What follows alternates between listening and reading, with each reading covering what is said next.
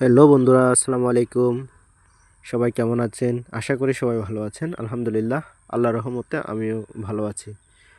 বন্ধুরা, আজকে আপনাদের সামনে যে বিষয়টি নিয়ে কথা বলার জন্য আসছি, সেটি হচ্ছে আপনারা আমার ক্যামেরার সামনেই দেখতে পাচ্ছেন একটি তামাক ক্ষেত। এই তামাক ক্ষেতের মধ্যে সামনে যে পটটি দেখতে পাচ্ছেন, এই পটটি কেন ব্যবহার করা হয়? সামনে যে পাত্রটি ব্যবহার করতে দেখছেন, এটি সাধারণ কোনো পাত্র নয়।